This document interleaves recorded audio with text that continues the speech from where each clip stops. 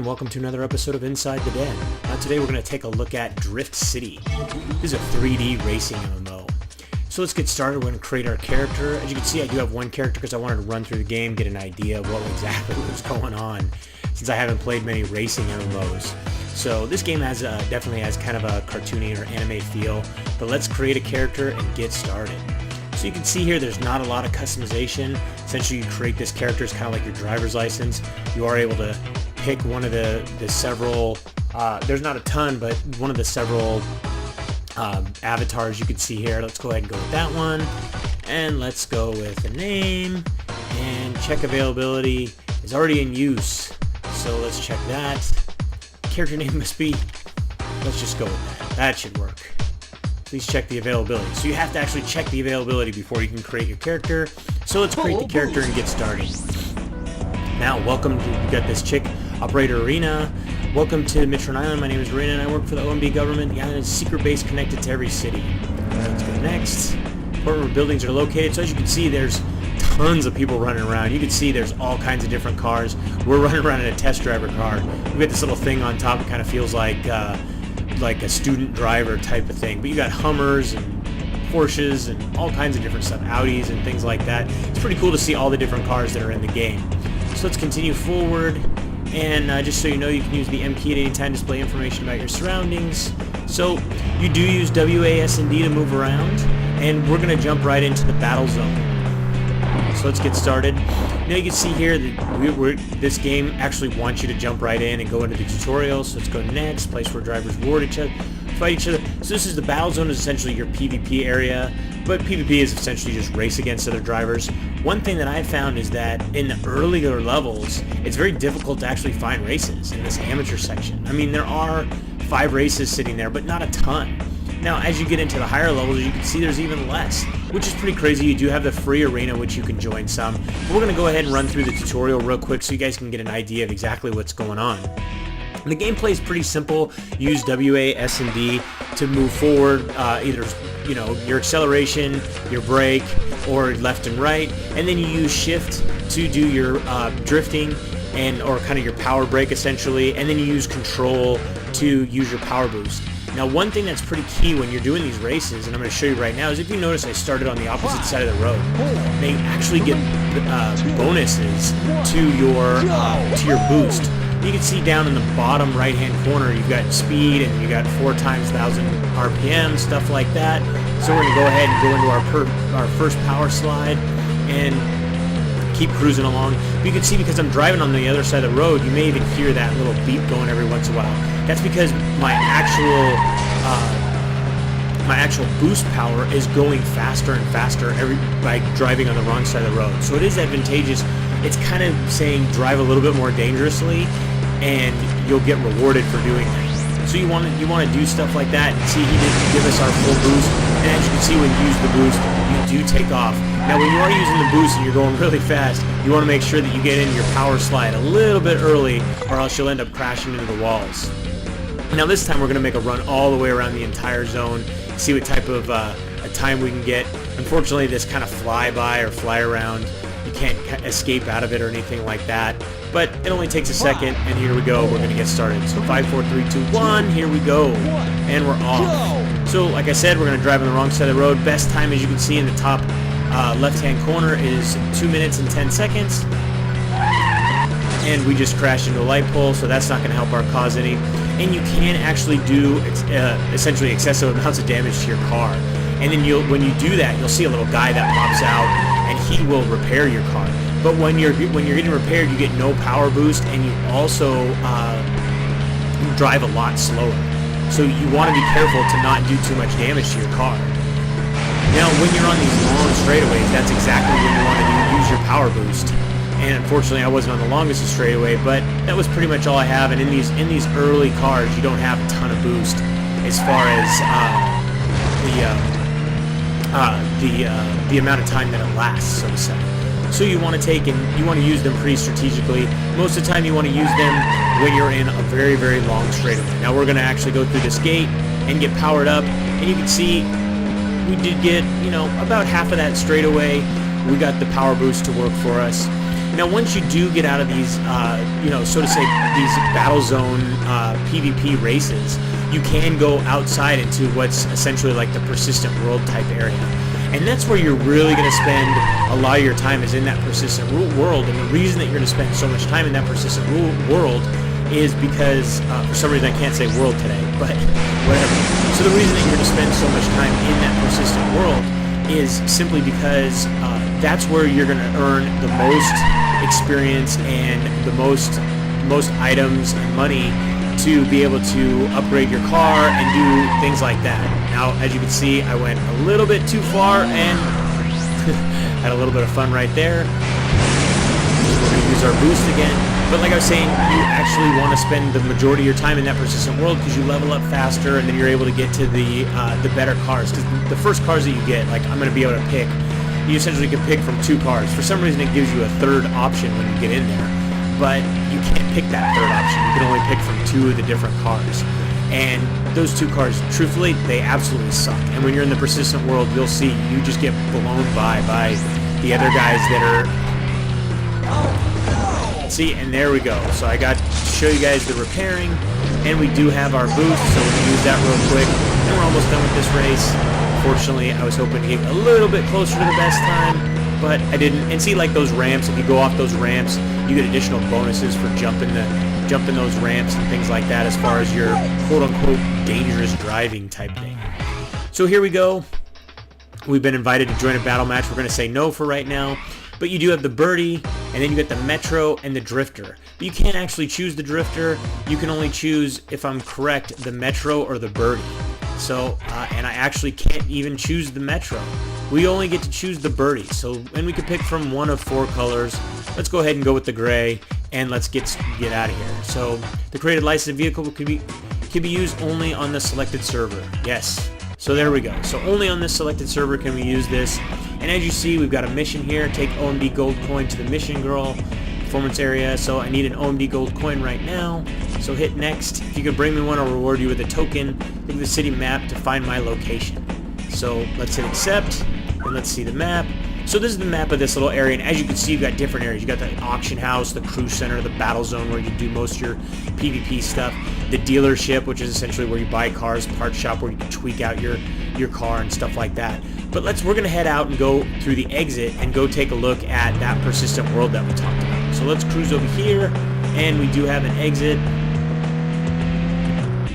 We do have this section, which is a production shop. It looks like we can buy some parts with the different money, which right now we have none of. So we're going to go ahead and exit out of here, cruise along, and head to, like I said, we're going to head to the exit and head into the persistent world area. So you are able to pick from different servers. You can see there's different servers and different channels. And then you've got these semi-channels. We're just going to go in here and go to gate 1, where we've got a few players. But as you saw running around, you saw a lot of different players playing the game. And that's actually a good thing, that you see a lot of different players playing the game. But what's really weird is you just don't see that many players in the battle zone. Not sure why, but it looks like we got this call mission up here, refuse or accept. Let's go ahead and accept. So skill passes, let's accept that. And you can see here, this is where you fill up Mitron, which is essentially your fuel, or let's click to begin a rookie mission. So let's get through this. The nice thing about doing these rookie missions, like I said, you see you get experience and the Mitro, which is essentially the game's, not the game's currency, so to say, but the game's money. It's not the virtual currency. The nice thing with these quests is you see there right above my car, there is the green arrow that kind of leads you along. You can also look down on the right-hand corner, and you can see the map, and it gives you a green line of exactly where you're supposed to go. Another great thing about being out here is you can practice your driving. Practice driving methods, practice using your boost, practice using your drifting, practice your jumps. You can practice all kinds of different stuff. Practice mainly driving on the wrong side of the road and avoiding cars. And you'll see sometimes when you're out here, especially early on, that you will just get blasted by us because some of these other cars are just so much faster. The game does a really good job of seeing, as you can see right here, see exactly where we need to go. So the owner of Fogel Bakery, a new driver. So let's get his quest and let's turn around because we got to head back the way that we came. And I'm just going to crash into that a little bit. And let's keep cruising along. And as you can see, when I'm on the right side of the road, you don't hear that little beeping. so I'm not getting those extra bonuses. So there was another driver that almost ran in. We almost ran into each other head on, so we don't want to do that. Now, one thing I can say that is a little bit of a drag as far as these quests are concerned is that they're very repetitive. And, you know, it is really too bad because, unfortunately, there aren't really, so as you saw, I just leveled up right there. There aren't really a lot of options. You know, I mean, you're driving a car. I mean, how many different quests can you have? So you've got basically your delivery quest, you've got your speed time quest, you've got patrol quests that you can do by helping out the cops and stuff like that. But let's real quick take a look at our inventory. You can see here you can assign different things to different areas. You can assign for speed, acceleration, crash, booster. Then you've got drift items that you can assign. Then you've got stickers, which this is kind of a cool little feature. You can actually upload images that you like and then create them as stickers and put them all over your car. Kind of a neat little thing. You can, you know, have your face all over your car if you want to. Now we can use these and we can put them in this field here, and when I leave this screen, you'll see that there it is. So it keeps boost from decreasing after a collision, lasts for 30 seconds. And those are hotkeyed, so we can go ahead and use those at any time and be able to use and get the benefits out of it. So let's use our boost right now and cruise out to the next quest. We're going to split these two cars, and we're almost there. And you can hear that I just picked up an item. That's one of the other nice things about taking and doing these quests and running around out here, and especially driving on the wrong side of the road, is you will get different items throughout the game that do become very beneficial, not only when you're running around doing these quests. So see, he wants me to do one of the patrol quests. So, yep, we'll go ahead and do this. So let's do next, accept. Let's cruise out of here. But like I was saying about getting those items, it's great to come out here, pick up certain items, and then you can use those while you're out here to complete quests faster, or while you're in the battle zone races to actually defeat, or not, defeat is kind of a weird word. It seems like such a generic MMO word, especially, you know, when you fight people. But, you know, they use the word battle zone, so we might as well say defeat, right? Because that's essentially what you do.